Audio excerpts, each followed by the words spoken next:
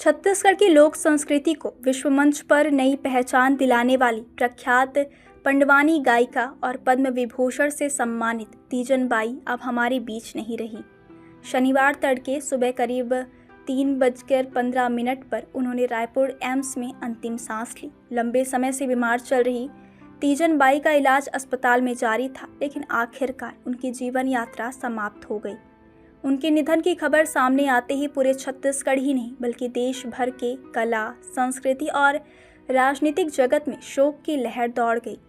प्रधानमंत्री नरेंद्र मोदी, राष्ट्रपति द्रौपदी मुर्मू, केंद्रीय गृह मंत्री अमित शाह, उत्तर प्रदेश के मुख्यमंत्री योगी आदित्यनाथ, छत्तीसगढ़ के मुख्यमंत्री विष्णुदेव साय, विधानसभा अध्यक्ष डॉक्टर रमन सिंह, पूर्व मुख्यमंत्री भूपेश बघेल समेत कई नेताओं और सांस्कृतिक हस्तियों ने उन्हें भावभीनी श्रद्धांजलि अर्पित करते हुए भारतीय लोक कला की अपूरणीय क्षति बताया। तीजन बाई का जन्म भिलाई के समीप गनियारी गांव में हुआ था। उनके पिता हुकुमचंद परधा और माता सुखवाती बाई थे।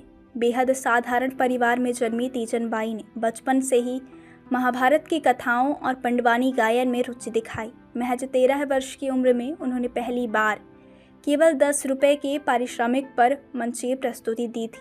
उस समय समाज में महिलाओं के लिए पंडवानी गायन की सीमाएं तय थी। महिलाएं बैठकर वेदमती शैली में प्रस्तुति देती थी, लेकिन तीजन बाई ने परंपराओं को चुनौती देते हुए खड़े होकर कापालिक शैली में तंबूरा हाथ में लेकर महाभारत का सजीव गायन शुरू किया।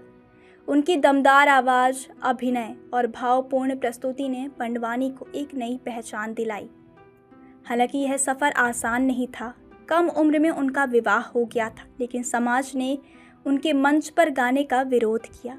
अपनी पारधी समुदाय से उन्हें सामाजिक बहिष्कार तक झेलना पड़ा। कई कठिन परिस्थितियों में उन्होंने लोगों के घरों में काम किया, आर्थिक संघर्षों का सामना किया, लेकिन अपने जुनून और कला से कभी समझौता नहीं किया। यही संघर्ष आगे चलकर उनकी सबसे बड़ी ताकत बना और उन्होंने साबित कर दिया कि प्रतिभा किसी बंधन की मोहताज नहीं होती।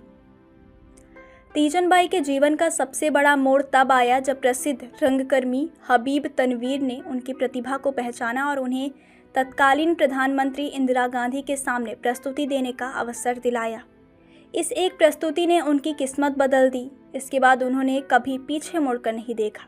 उन्होंने भारत ही नहीं बल्कि Europe, America, Japan, France, Britain और दुनिया के कई देशों में पंडवानी की प्रस्तुति देकर छत्तीसगढ़ की लोक कला को वैश्विक पहचान दिलाई। उनकी कला ने यह साबित कर दिया कि लोक परंपराएं भी अंतर्राष्ट्रीय मंच पर अपनी अलग पहचान बना सकती हैं। उनके योगदान को देखते हुए भारत सरकार ने उन्हें पद्मश्री, वर्ष 2003 में पद्म भूषण और वर्ष 2019 में देश के दूसरे सर्वोच्च नागरिक सम्मान पद्म विभूषण से सम्मानित किया।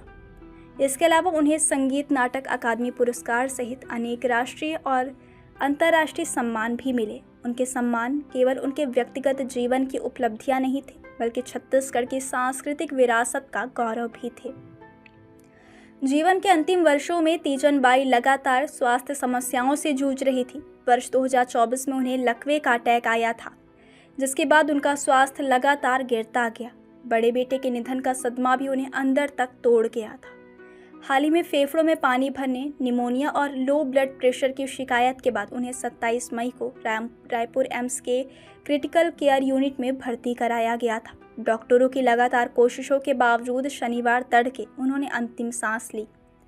तीजन बाई का जाना केवल एक महान कलाकार का निधन नहीं, बल्कि भारतीय लोक संस्कृति के एक स्वर्णिम अध्याय का अंत है।